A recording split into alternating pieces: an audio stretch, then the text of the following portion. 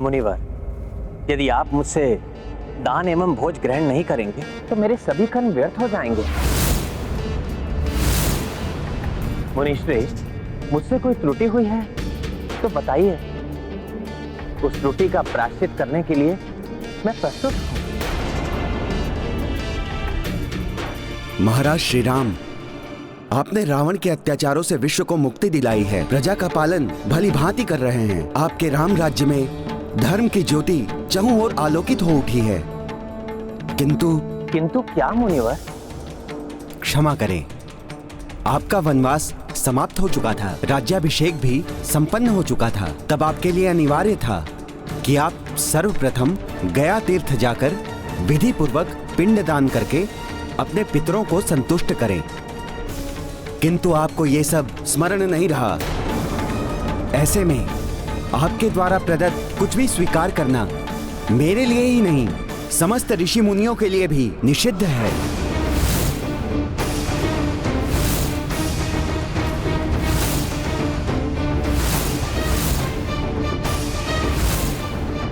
क्षमा करें मुनिवर, गया तीर्थ में पिंड दान करने के विषय में प्रभु श्री राम को स्मरण था।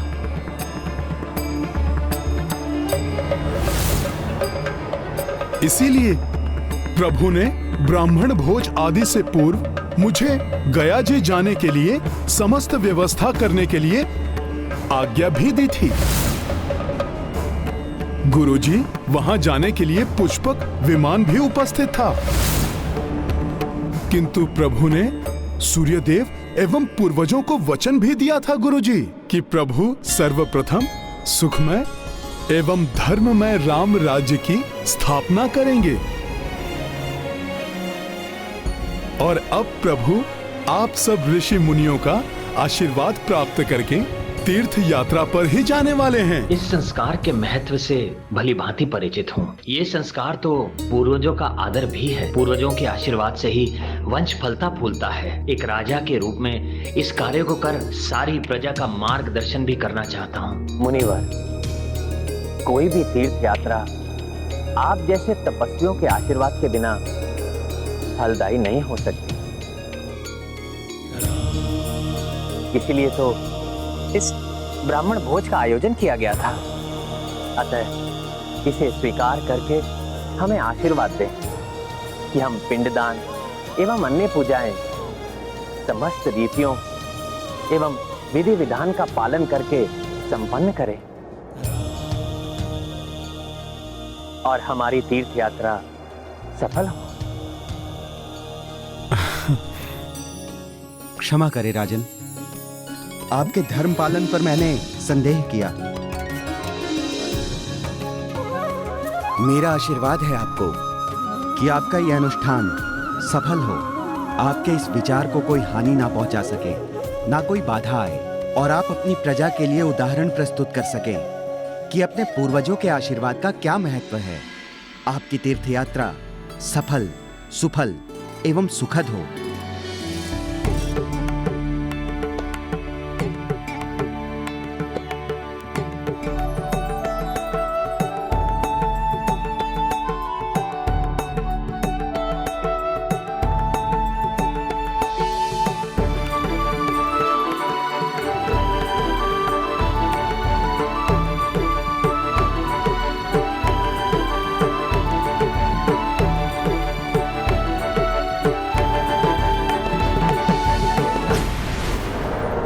श्रेष्ठ निकुंभ, अयोध्या से समाचार आया है कि अयोध्या का राजा गया जाने की योजना बना रहा है। पिंडदान करेगा वो गया में।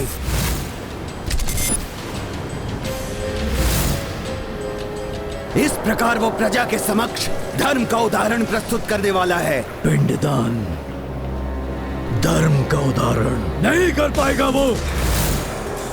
मैं रोकूंगा उसे, और पिंडदान अपूर्ण रह गया तो पूर्वजों का होगा अनादर। इस प्रकार राम के हाथों अधर्म होगा। अधर्मी राजा की प्रजा भी अधर्म करने लगेगी, और तब अयोध्या में भी राक्षसी सोच के लिए द्वार खुल जाएंगे। राम का ये पिंडदान किसी भी स्थिति में पूरा नहीं होना चाहिए।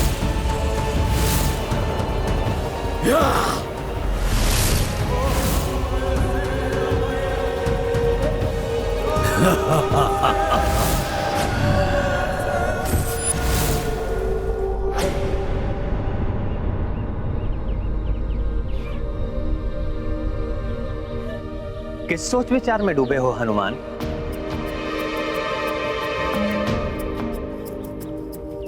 नहीं नहीं, कुछ विशेष नहीं प्रभु। मैं जान गई हूँ हनुमान, कोई नवीन विषय होता है तो मेरे पुत्र के मन में जिज्ञासाएं उमड़ घुमड़ करने लगती है ना हनुमान? माता, एक माता ही तो है जो अपने पुत्र के मन की बात बिना कहे ही जान लेती हैं। माता, मेरा जिज्ञासु मन आश्चर्य में है कि ऐसा गया जी में क्या है कि जो भी वहां पिंडदान करते हैं उनके पितरों को सद्गति प्राप्त हो जाती है।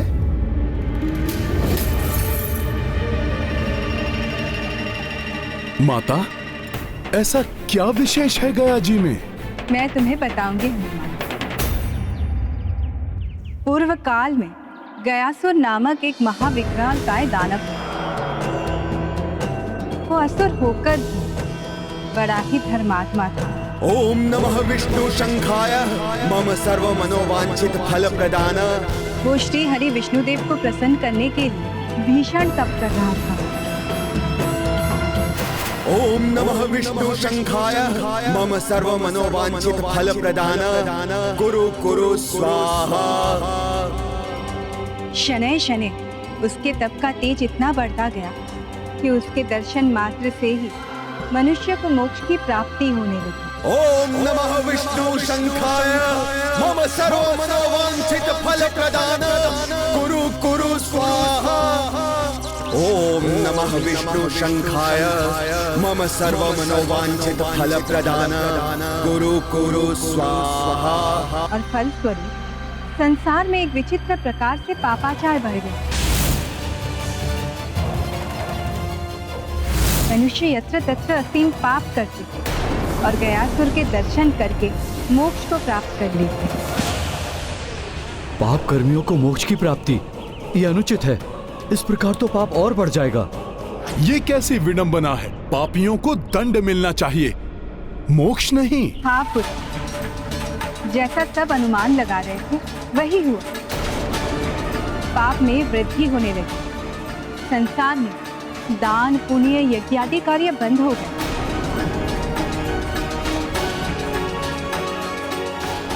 चित्त देवताओं की शक्ति क्षीण पड़ने लगी। सबको सहजता से मोक्ष की प्राप्ति होने से स्वर्गलोक, तपलोक और ब्रह्मलोक असंतुलित हो गए। तब संसार को असंतुलन से बचाने के लिए स्वयं ब्रह्मदेव को आना पड़ा। ओम नमः विष्णु शंखाय मम सर्व मनोवांछित फल प्रदान। कुरु कुरु स्वाहा। गयासुर, जगत पिता ब्रह्मदेव, प्रणाम जगत पिता। तुम्हारा कल्याण हो गयासुर। परंतु जगत पिता, मैं तो विष्णुदेव को प्रसन्न करने वाले मंत्रों का जाप कर रहा था। और मुझे यह भी ज्ञात है कि तुम मुझसे कोई वरदान भी नहीं मांगोगे। अतः तुम ऐसा करो कि मुझे ही एक वरदान दे दो। प्रभु, यदि आप मुझे इस योग्य समझते हैं तो जो चाहिए मांग लीजिए। तपस्या में बैठा हुआ तपस्वी कभी भी किसी को कुछ भी देने से मना नहीं करता। तपाग्नि से पवित्र हुई तुम्हारी इस देह पर बैठकर मैं यज्ञ करना चाहता हूं।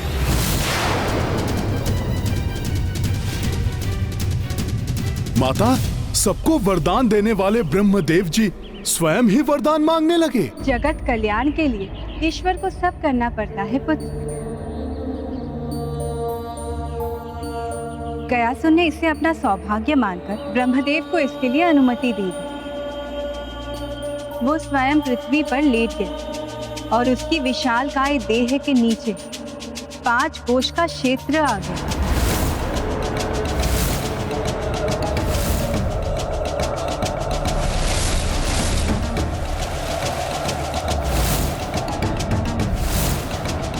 प्रभु ब्रह्मदेव उसकी विशालकाय देह पर बैठकर यज्ञ करने लगे।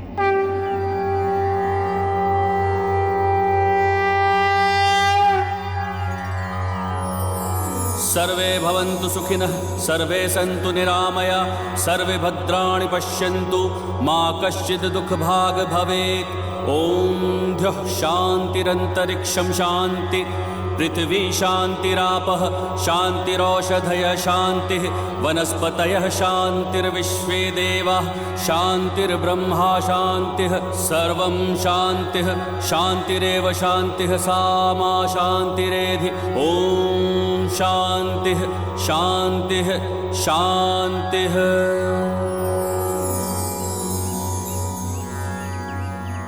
ब्रह्मा जी के नीचे लेटे रहने के कारण पापियों को गयासुर के दर्शन होने बंद हो गए। किंतु एक समय ऐसा भी आया जब ब्रह्मा जी का यज्ञ पूर्ण होने को था। देवताओं को यह भय सताने लगा कि यज्ञ के पश्चात गयासुर पुनः तपस्या करने के लिए बैठ जाएगा। तब तो पुनः पूर्व के जैसी ही स्थिति हो जाती।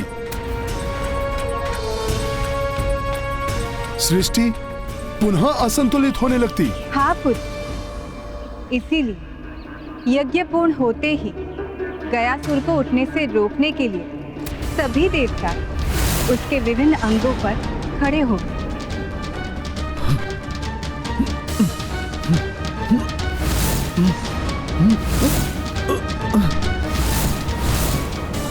ये देवताओं को क्या हो गया?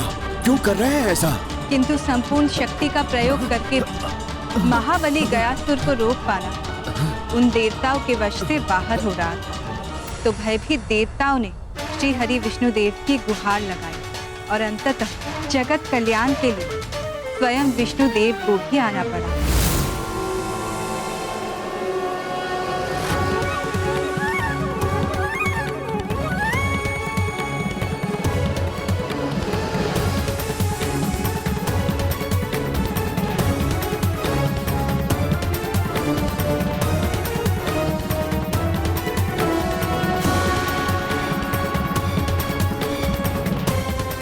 प्रभु, आपकी चरणों का रज पाकर आपके भक्त गयासुर का जीवन धन्य हो गया। प्रभु, मेरे सौभाग्य में वृद्धि करते हुए इसी प्रकार अपने चरणों के नीचे रहने दीजिए प्रभु। उत्तम भक्त गयासुर, तुम्हारी इच्छा अवश्य पूर्ण होगी। इसके लिए तुम्हें पृथ्वी में समाना होगा। इस संपूर्ण क्षेत्र में मेरे चरण अप्रत्यक्ष रूप से स्थित रहेंगे और यहां की पृथ्वी के नीचे तुम स्थित रहोगे। इस प्रकार तुम्हारी इच्छा पूर्ण हो जाएगी एवं अपने पापों का प्रायश्चित ना करके तुम्हारे दर्शन मात्र से ही मोक्ष प्राप्त करने वाले मनुष्य अब ऐसा नहीं कर सकेंगे। जैसी आपकी आज्ञा प्रभु। गयासुर, मेरा वरदान है तुम्हें, पृथ्वी में समाने के पश्चात भी तुम्हें आहार प्राप्त होता रहेगा। तुम्हारी देह के ऊपर के इस क्षेत्र को तुम्हारे नाम से ही गया जी तीर्थ रूप में जाना जाएगा। जो भी यहां अपने पूर्वजों को पिंड दान करेगा उसके पितृ ही नहीं, वो स्वयं भी सद्गति का अधिकारी हो जाएगा। मेरी इच्छा पूर्ण करके आपने मुझे कृतार्थ कर दिया प्रभु। आप स्वयं ही मुझे पृथ्वी में स्थित कर दीजिए। अवश्य गयासुर।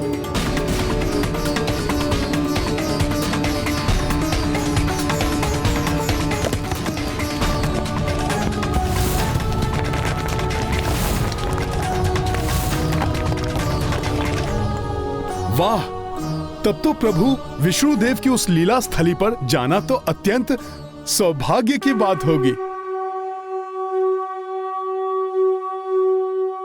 किंतु हनुमान, मार्ग में काशी नगरी भी पड़ती है। पुत्र राम, हमें काशी में रुककर गंगा पूजा अवश्य करनी चाहिए। जो आज्ञा गुरुदेव। आप पुष्पक विमान पर आरूढ़ होकर अपना स्थान ग्रहण कीजिए। सर्वप्रथम हम काशी ही जाएंगे।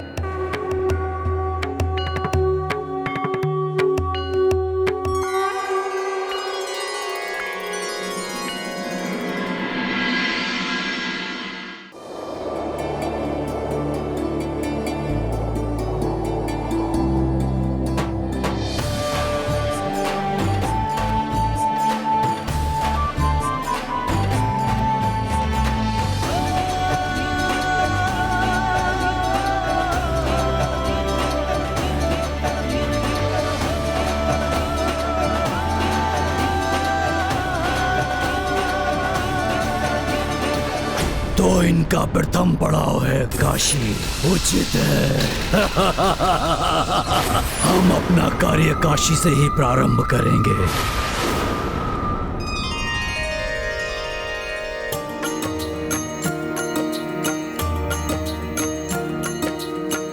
काशी नगरी शिव के द्वारे,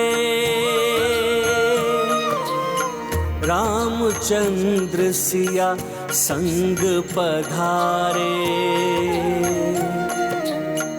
माँ गंगा पूजन के लाई, जानकी मैया थाल सजाई। सिया राम जय हनुमान, राम सिया राम जय हनुमान। माता, मैं भी आपके साथ दीपक बनाता हूँ।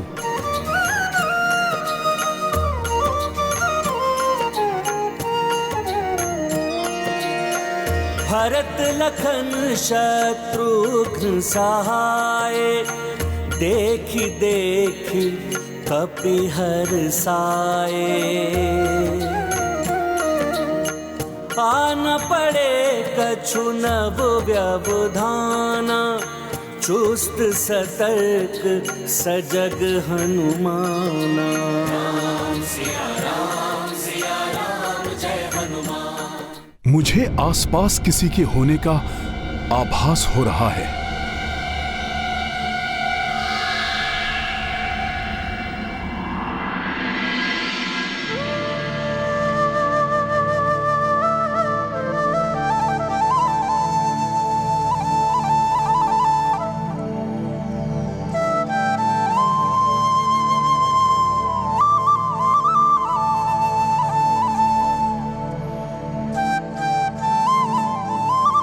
मेरे प्रभु श्री राम का परिवार सब एक साथ गंगा पूजन हेतु आगे बढ़ रहे हैं। कैसा मनोहारी दृश्य है ये। इन पे किसी की कुदृष्टि ना पड़े।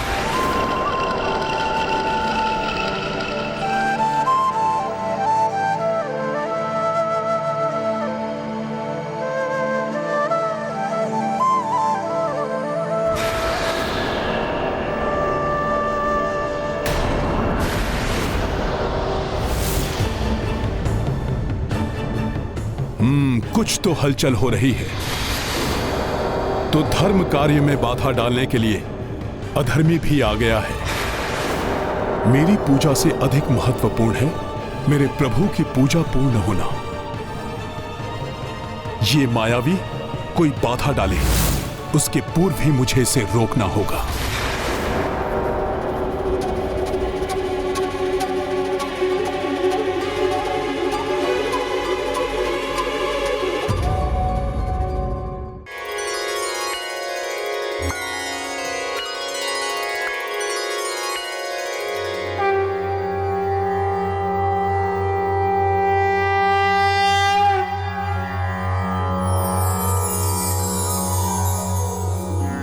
देवी सुरेश्वरी भगवती, गंगे त्रिभुवन तारिणी तरल तरंगे, शंकर मौलि विहारिणी विमले मम्मतिरास्तां तव पद कमले हरिपद पाद्य तरंगिणी गंगे हिम विदुमुक्ता धवल तरंगे दूरी कुरु मम दुष्कृति भारम कुरु कृपया भवसागर पारम तव जलममलम येन निपीतम परम पदम खलु तेन गृहीतम मातर गंगे त्वय्यो भक्तः किल तं द्रष्टुं नायमः शक्तः।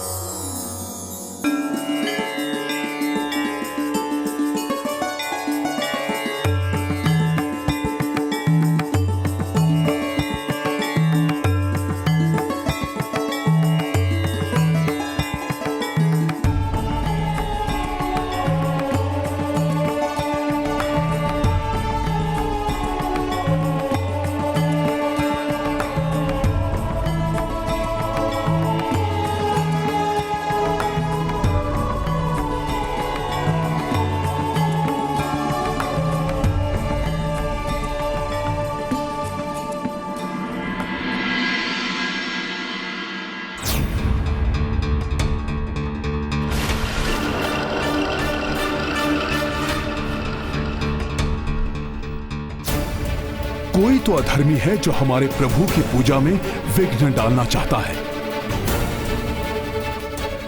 इससे पूर्व कि वो हमारे प्रभु की पूजा में कोई अनिष्ट करे, मुझे शीघ्र अतिशीघ्र उसके बारे में ज्ञात कर उसको रोकना होगा।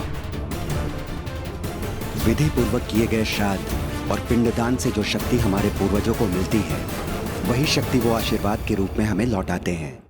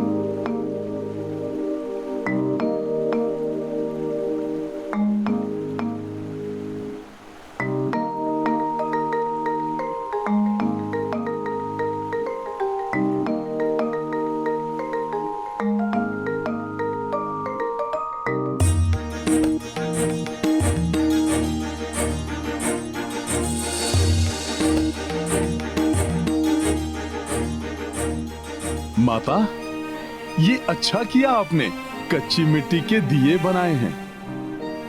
ये शीघ्र ही गंगा जी के पवित्र जल में घुलकर गंगा जी में समा जाएंगे, जिससे ये जल दूषित भी नहीं हो पाएगा।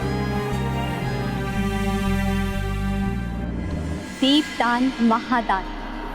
जब तक पवित्र गंगा में दीप प्रज्वलित करके प्रवाहित ना किया जाए, तब तक गंगा पूजा पूर्ण नहीं होती।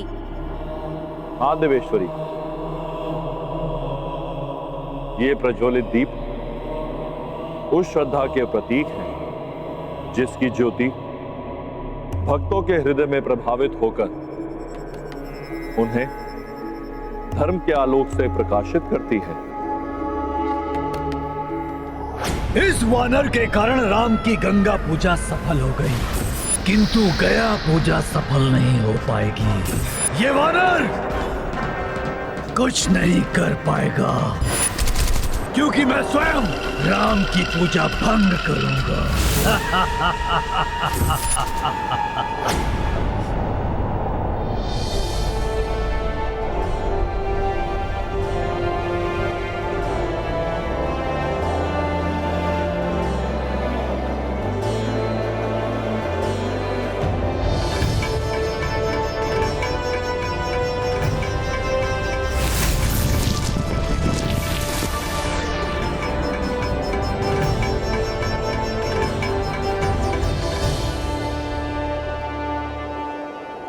वो असुर अवश्य पीछा कर रहे होंगे हमारा।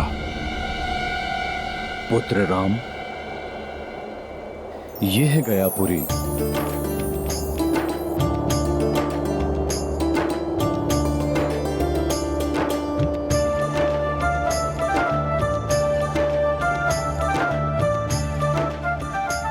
यही पांचकोश के क्षेत्र में गयासुर लेट गया था और यहीं से पवित्र फल्गु नदी प्रवाहित होती है।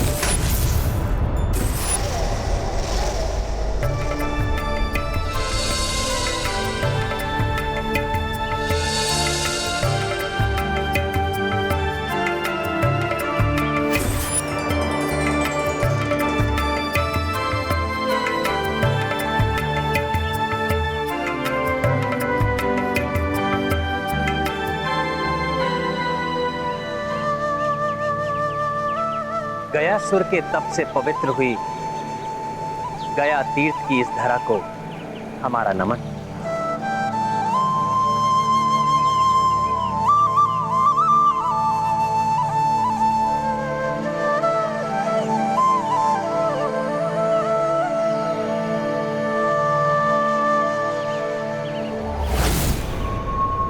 इस वानर को वश में करना तुम सबके सामर्थ्य से बाहर है राक्षसों।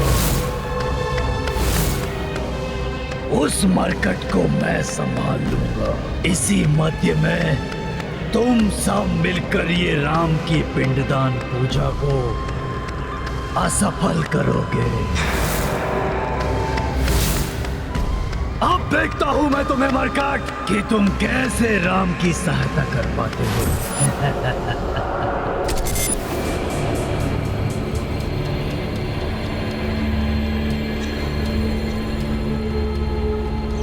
अभी तो भले ही वो दानव दिखाई नहीं दे रहे हैं, किंतु उन्होंने जो कहा था वो मुझे स्मरण है। मुझे पूर्णतया सतर्क रहना होगा। मरकट, अब चाहे तुम सजग रहो, सतर्क रहो या सावधान, होगा वही जो मैं चाहूंगा। केवल मैं।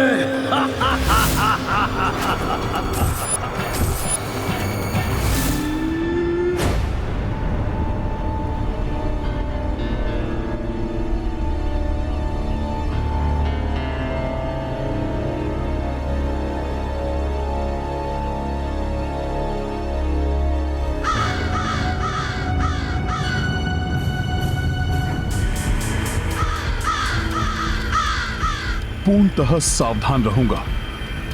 उन अधर्मी असुरों को मैं यहां कदापि नहीं आने दूंगा।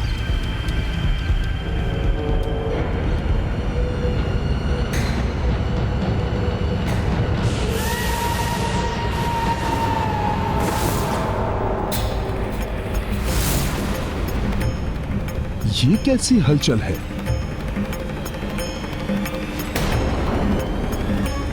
क्या हुआ हनुमान? प्रभु, मुझे ऐसा लगा जैसे हमारे पीछे से कोई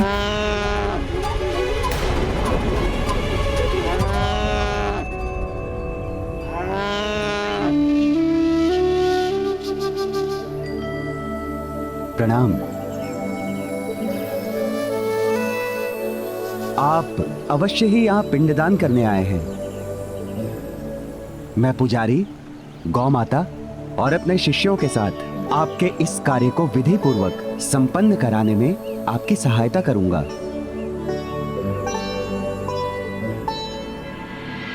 पुजारी जी, पुत्र राम,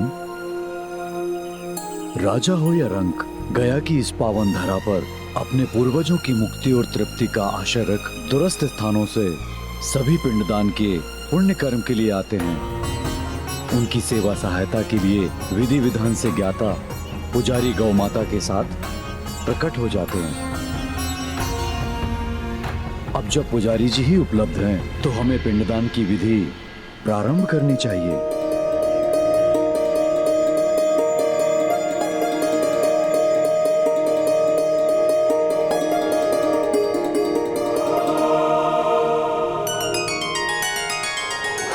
ध्यान रहे, राम द्वारा पिंडदान किसी भी अवस्था में पूर्ण नहीं होना चाहिए। पुजारी, गो, काग, यहाँ तक कि फल्गु नदी का जल प्रवाह दूषित कर दो सभी को।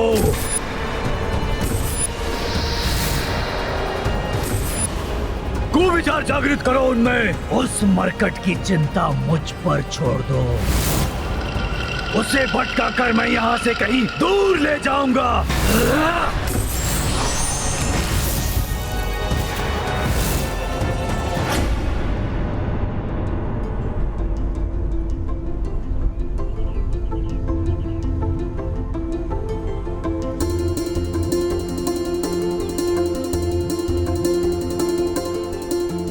ये हवन सामग्री है और सभी तैयारियां पूर्ण हो चुकी हैं।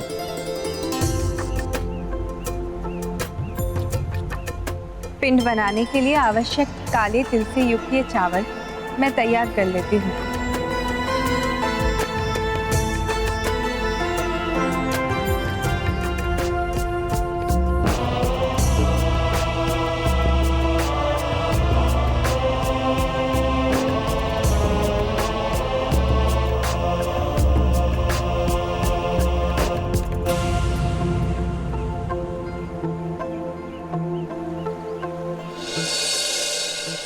हे गंगा मैया, आपके पवित्र जल के छिड़काव से हम हवन विधि प्रारंभ करते हैं।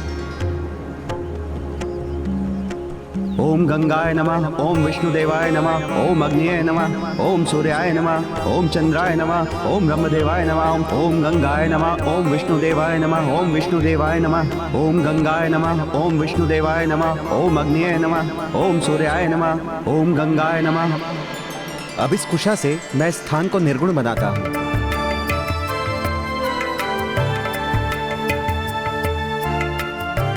पितरों के प्रति पूर्ण श्रद्धा के साथ की जाने वाली इस पिंडदान की क्रिया में कुशा का विशेष महत्व है।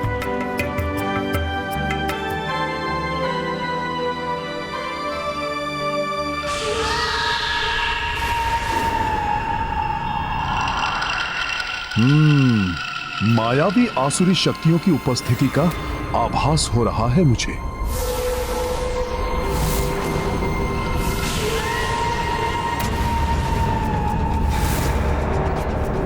मेरा अनुमान अनुचित नहीं था। इस धर्म कार्य में बाधा डालने वो यहाँ प्रत्यक्ष रूप में पहुंच चुके हैं।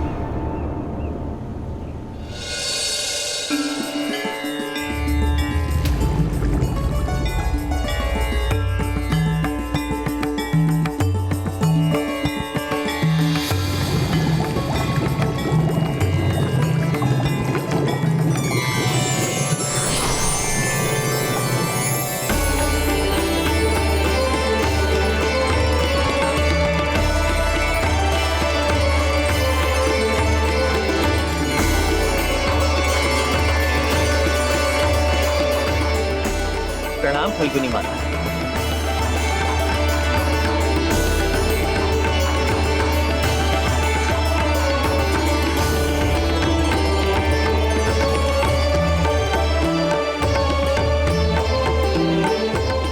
आपके पावन तट पर आपके दर्शन पाकर हम धन्य हुए। मेरे तट पर आपके आगमन से धन्य तो मैं हुई हूँ प्रभु। जब तक आपके द्वारा पिंडदान की प्रक्रिया पूर्ण नहीं हो जाती, मैं स्वयं यहाँ रहूंगी।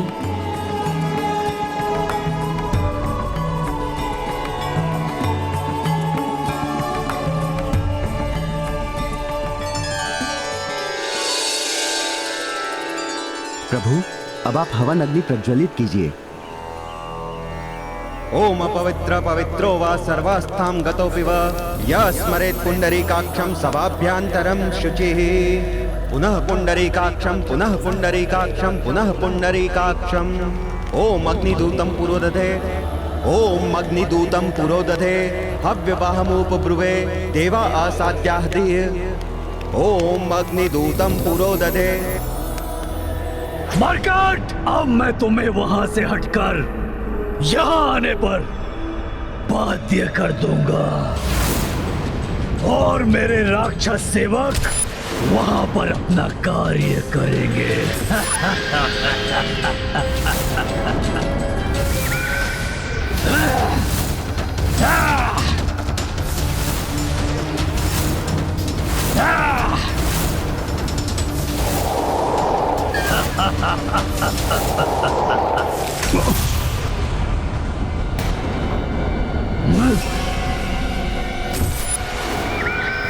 किसी मायावी शक्ति ने मुझे प्रभावित करने का प्रयास किया।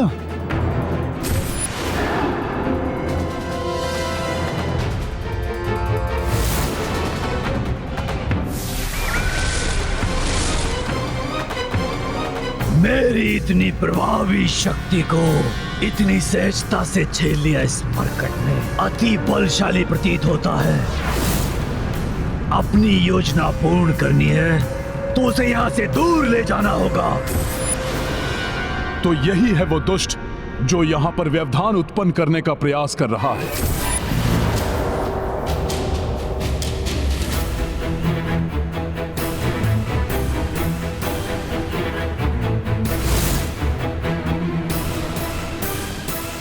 प्रतीत होता है कि ये मूर्ख वानर फंस गया है मेरे जाल में।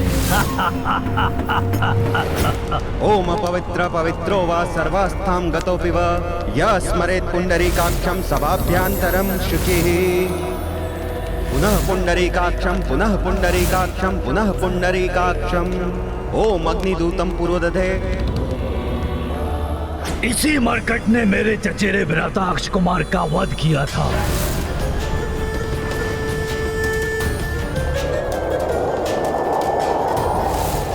मेरे पिता के साथ छल कर सुग्रीव को छुड़ाया। इसे साधारण समझने की भूल नहीं करनी चाहिए मुझे। यहां से दूर ले जाना ही होगा इसे।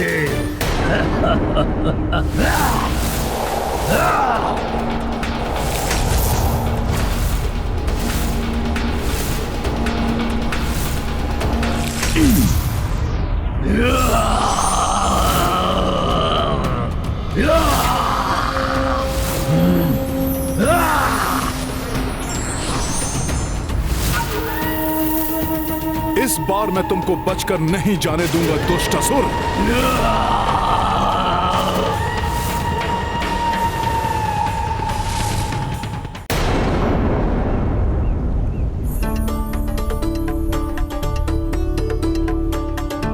आप दोनों भोजन ग्रहण कीजिए।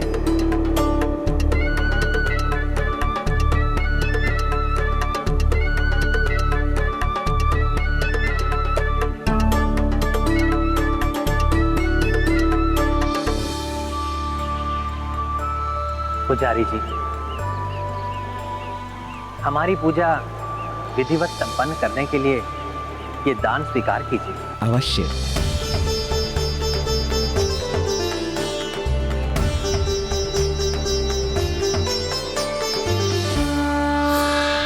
मरकट तो गया यहाँ से, अब हमें अपना कार्य करने से कोई नहीं रोक सकेगा।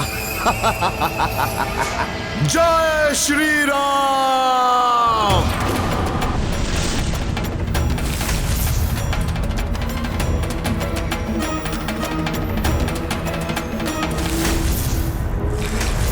उधर क्या देख रहे हो वानर?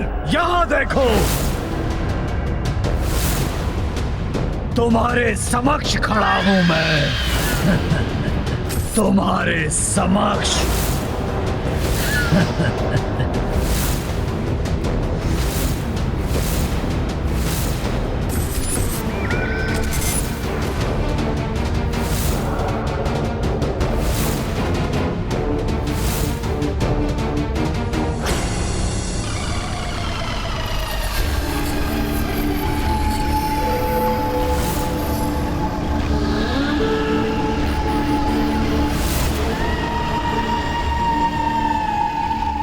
कोई है क्या यहाँ? कोई अदृश्य शक्ति? नहीं नहीं, ये कैसे संभव है? अभी नहीं, सही समय की प्रतीक्षा करनी होगी हमें।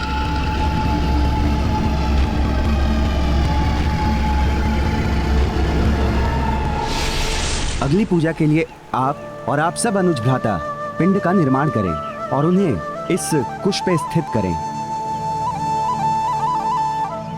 अपने पितरों को सद्गति दिलाने हेतु उनको प्रेत योनि से मुक्त कराकर उनका परमात्मा से समागम कराने हेतु हम पिंडदान कर रहे हैं।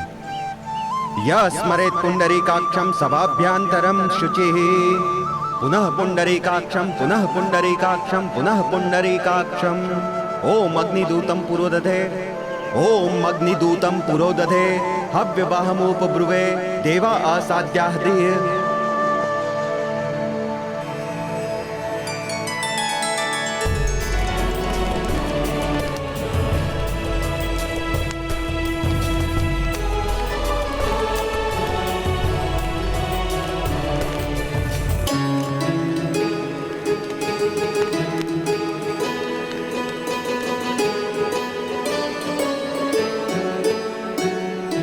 पूर्वजों को पिंडदान करने के पूर्व काकबली की विधि पूर्ण करने के लिए एक छोटा पिंड कौओं को समर्पित करना चाहिए।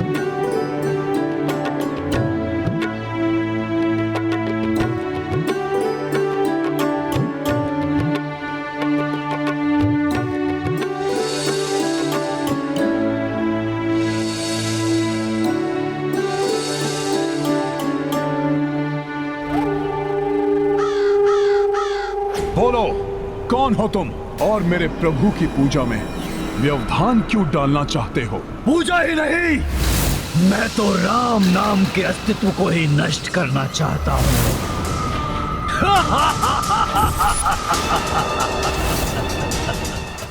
मैं तो राम नाम के अस्तित्व को ही नष्ट करना चाहता हूँ।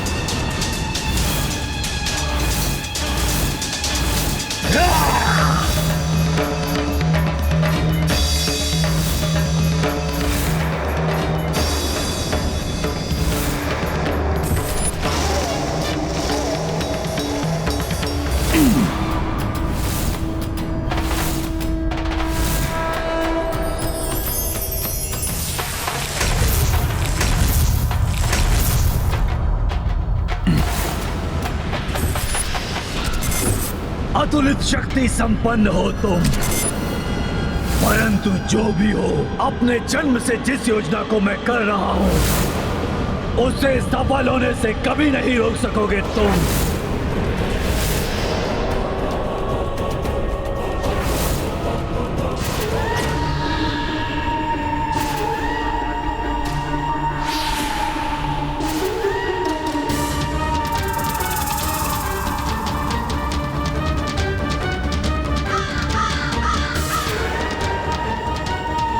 किसी के द्वारा दान किया हुआ भोजन शोभा नहीं देता। जो खाना है छीन के खाना। किस योजना की चर्चा कर रहा है ये अग्नि? क्या प्रमाणित करना चाहता है और क्यों? कौन है ये? पिंडदान पूर्वजों के प्रति सम्मान है। इससे हमें पूर्वजों का आशीर्वाद प्राप्त होता है कि हम उचित कर्म कर सकें और धर्म का अनुसरण कर सकें। स्मरण रहे मरकट, निकुंभ है मेरा नाम। सोच बदलता हूं मैं सबकी, परंतु जो स्वयं सोचता हूं वो अवश्य पूरा करता हूं। तुम्हारी इस दुष्ट सोच को मैं यहीं सीमित कर दूंगा। मेरी योजना के अनुसार ये वानर अब मेरे जाल में फंस चुका है। इधर इस मरकट को मैं युद्ध में उलझाए रखूंगा, तब तक मेरे अनुचर निश्चित रूप से राम के पिंडदान की प्रक्रिया को बाधित कर उसे नष्ट भ्रष्ट कर देंगे।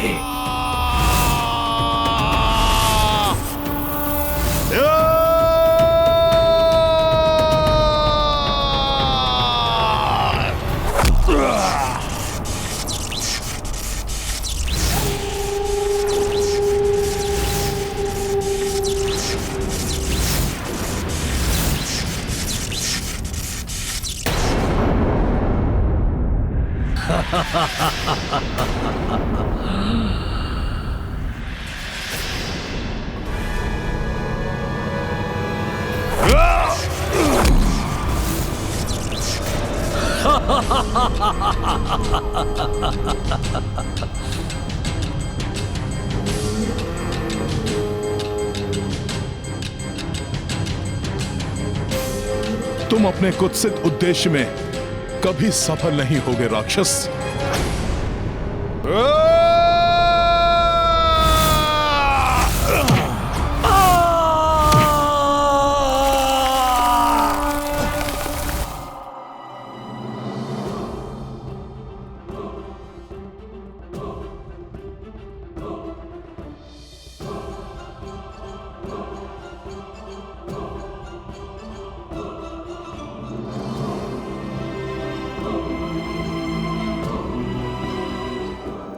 अब इसे उलझा कर रखने के लिए मुझे कोई दूसरा उपाय सोचना होगा।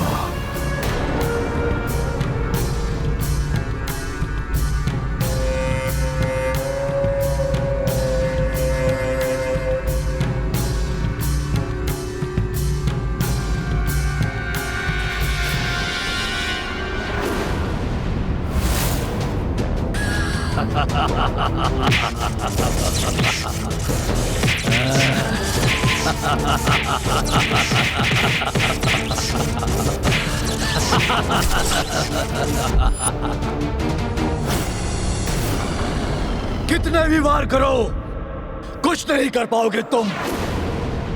मेरा कवच मेरी रक्षा करता रहेगा।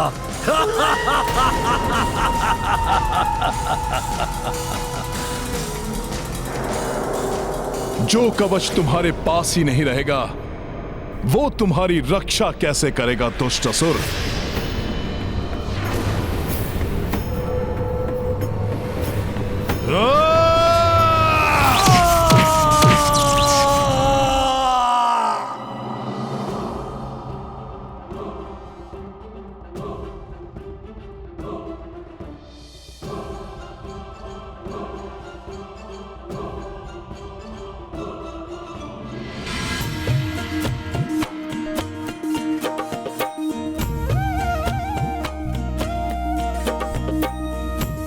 हे काग, ये काग बलि पिंड मैं आपको प्रस्तुत करता हूं।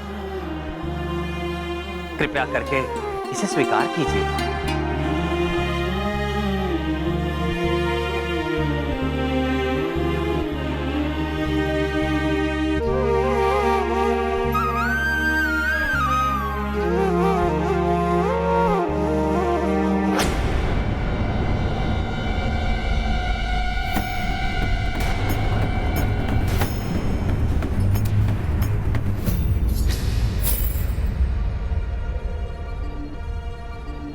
कागबली से मलिनता का निवारण होता है और पितरों की मुक्ति का मार्ग प्रशस्त होता है।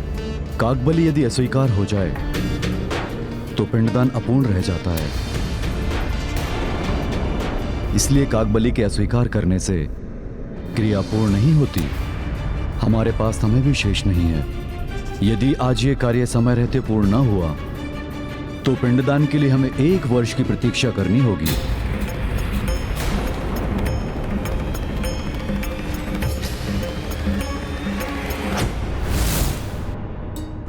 जयंत, तुम अपने कृत्य पर लज्जित हो और तुमने क्षमा याचना भी की है। इसलिए मैं तुम्हें वर देता हूं, जो भी पितृपक्ष में तुम्हें भोजन देगा उसके पितृ उससे संतुष्ट रहेंगे। जिन प्रभु श्री राम के मुख से कागों को यह वरदान प्राप्त हुआ है कि पिंडदान की प्रक्रिया पूर्ण करने के लिए सर्वप्रथम उन्हें ही पिंडदान अर्पित होगा। आज मायावी राक्षसी सोच के प्रभाव में आकर ये उन्हीं प्रभु का निरादर कर रहे हैं। मैं जयंत ऐसा कदापि होने नहीं दूंगा।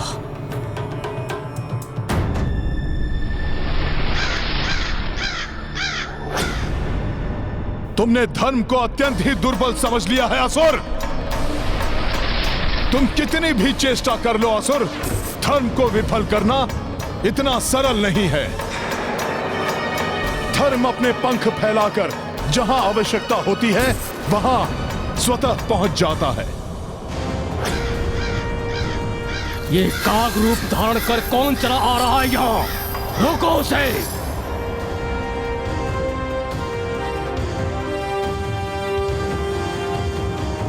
ये काग बलि पिंड स्वीकार क्यों नहीं कर रहे हैं? किसकी प्रतीक्षा कर रहे हैं ये? कुछ तो है जो उचित नहीं है।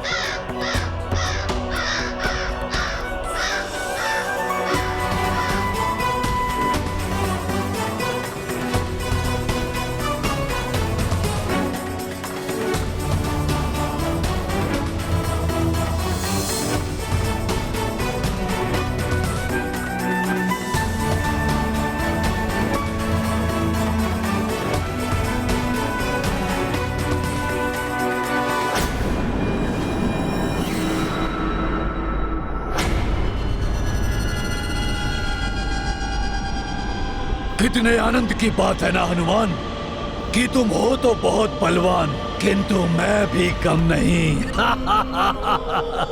परंतु अब अधिक समय तक तुम सुरक्षित नहीं रहोगे असुर।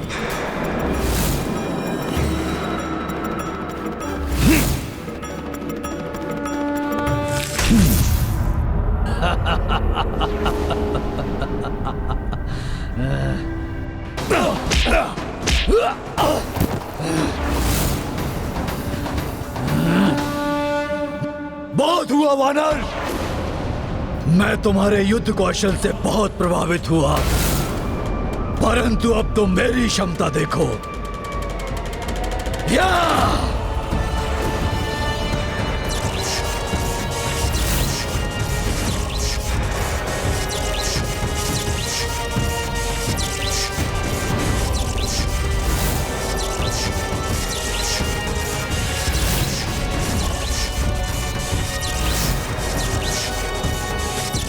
मार्कट, मेरे इस मुष्टि प्रहार को अब नहीं रोक सकोगे तुम।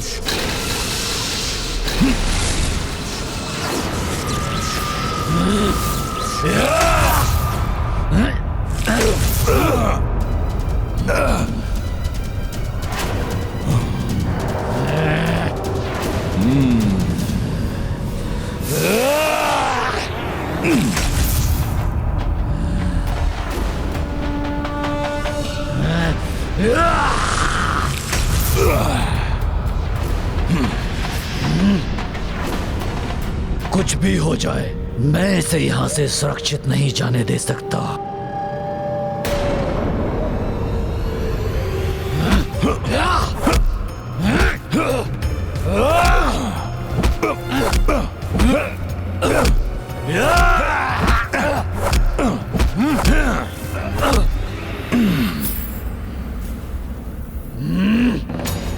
मैं इस पर कैसा भी प्रहार करूं, ये अपने कवच से उसे रोक लेगा।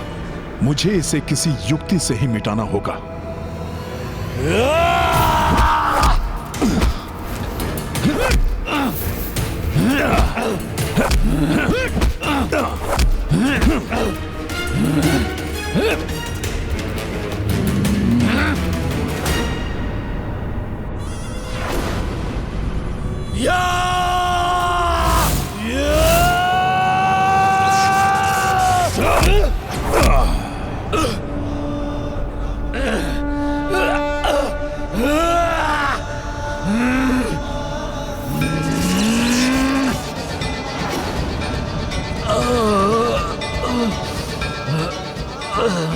क्या हुआ असुर? प्रतीत होता है तुम तो आहत हो गए। आओ, वार करो मुझ पर।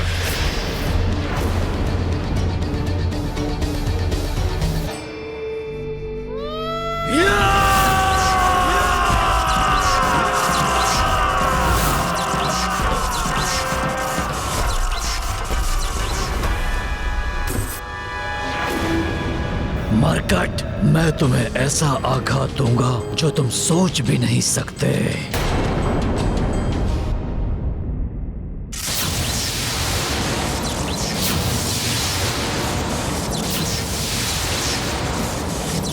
यदि तुम सोच रहे हो कि मैं रुक जाऊंगा तो तुम उचित सोच रहे हो, परंतु तब तक नहीं जब तक मैं अपने उद्देश्य में सफल ना हो जाऊं। तब तो तुम कभी नहीं थम सकोगे। क्योंकि तुम्हारा उद्देश्य कभी सफल नहीं होगा। स्वामी और अन्य सभी को लौटने में इतना विलंब क्यों हो रहा है?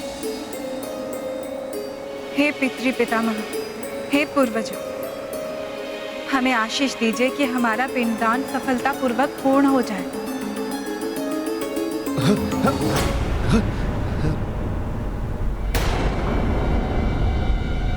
ये कैसा भूकंपन?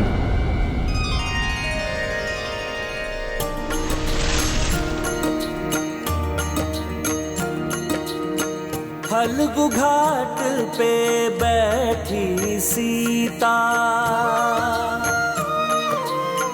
पितृ पितामह करत स्मृता, पिंडदान सफलता लाई, वैदेही विनती पहुंचाई। सर्वप्रथम दशरथ जी आए, तब अज और ना भाग पधारे। जो देखी विस्मित हो आई, पिंड दान करी सिय हर्षाई।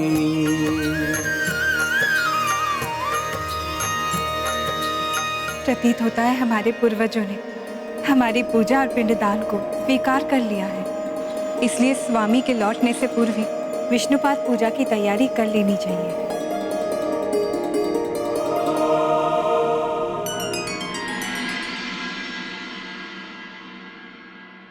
अब शेष पिंड विष्णुपाद को समर्पित करना होगा।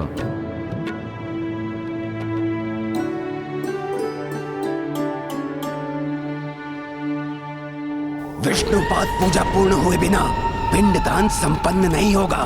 उसमें व्यवधान डालकर हम अपना कार्य पूर्ण कर लेंगे।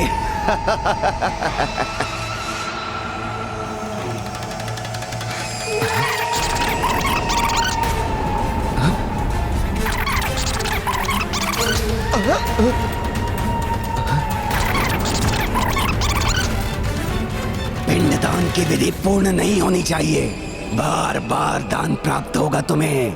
पिंडदान की विधि अपूर्ण रह गई तो बार बार भोजन प्राप्त होगा आपको गौ माता।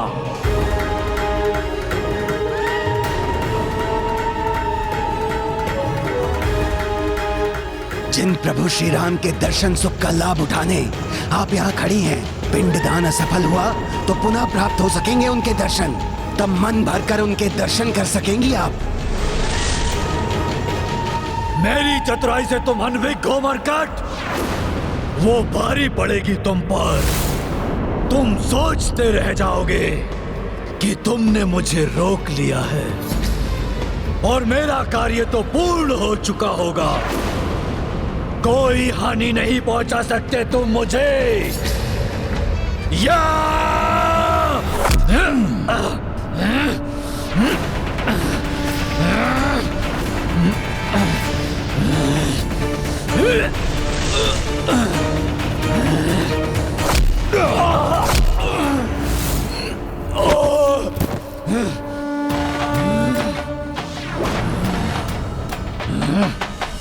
क्या अर्थ है तुम्हारा? कैसे पूर्ण होगा तुम्हारा ये कपट कार्य? बताओ मुझे दुष्ट, कौन हो तुम और तुमने प्रभु की पूजा रोकने के लिए क्या प्रपंच रचा है?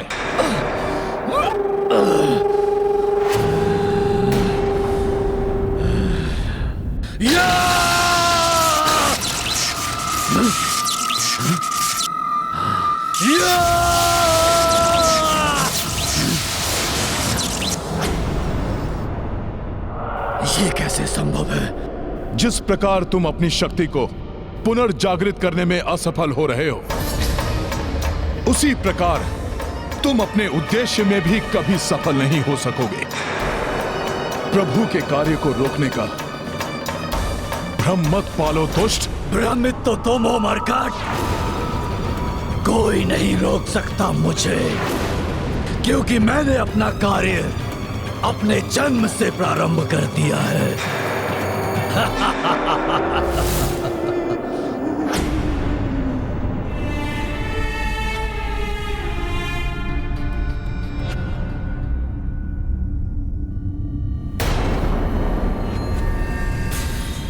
कैसा अनर्थ है ये?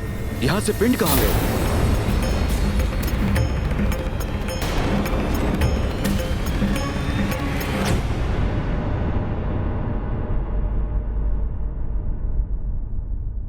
उन्हें तो स्वयं पूर्वजों के हाथों ने स्वीकारा है गुरुवर। पूर्वजों के हाथों ने? जब आप सभी को लौटने में विलंब हुआ तो मैंने पूर्वजों से प्रार्थना की। तभी पृथ्वी से पूर्वजों के एक एक कर हाथ उत्पन्न हुए और उन्होंने अपना अपना पिंड ले लिया। अर्थात हमारे पूर्वज हमारी पूजा से इतने प्रसन्न हुए कि उन्होंने स्वयं आकर अपना पिंड स्वीकार कर लिया। दुष्ट असुर, क्या किया है तुमने? बताओ मुझे। मेरे होते हुए तुम अपने उद्देश्य में कभी सफल नहीं हो सकते। तुम ठीक कहते हो हनुमान, तुम्हारी शक्ति अतुलनीय है। तुम्हारा शरीर और साहस दोनों वज्र के समान है। मैं तुम्हारी वीरता और शक्ति का प्रशंसक पूर्व में भी था और अब भी हूं। मेरी प्रशंसा कर, मुझे भटकाने का प्रयास मत करो। कहो, क्या है तुम्हारा उद्देश्य? बोले मत बनो हनुमान। एक असुर का उद्देश्य क्या होता है इतना भी नहीं जानते। तो सुनो, पाप और अधर्म का विस्तार करना चाहता हूं मैं। परंतु उस उद्देश्य में तो असुर कभी सफल नहीं होते और तुम भी नहीं होगे। हाँ, पूर्व काल में ऐसा ही होता आया है हनुमान, परंतु अब नहीं होगा, क्योंकि इस बार हम राक्षसों ने सभी की सोच पर आक्रमण किया है, क्योंकि वो पुण्य को पाप और पाप को पुण्य समझने लगे हैं। क्योंकि शीघ्र ही अधर्म की सोच की ये दीमक धर्म की सोच को चाटकर मिटा देगी। कदापि नहीं। प्रभु श्री राम का धर्मराज ही इस संसार में स्थापित होगा। भ्रम में डूबे हो तुम हनुमान, कुछ ज्ञात नहीं है तुम्हें। समस्त संसार में असुर राज का विस्तार हो चुका है, जो शीघ्र ही अधर्म बन अयोध्या में विस्तृत होगा और उसका प्रारंभ गया से होगा। जब तुम्हारे प्रभु श्री राम द्वारा पिंडदान असफल होगा।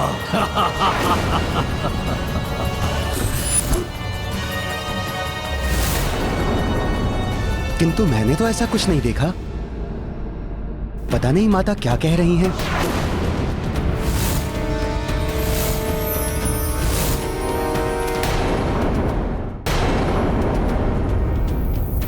असत्य वचन क्यों कह रहे पुजारी जी?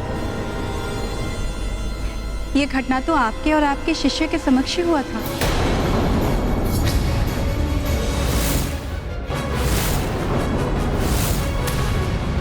आप ही नहीं, गौ माता भी उपस्थित थी।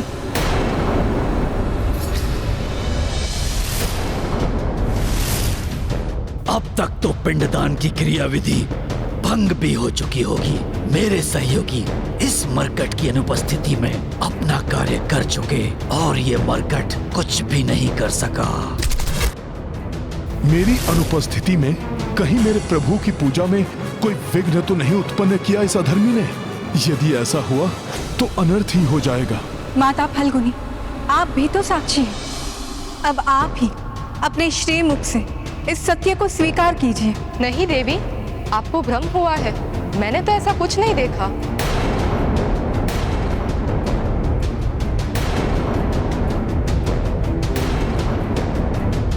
क्या हुआ है आप सभी को? आप सब इस सत्य को स्वीकार क्यों नहीं कर रहे?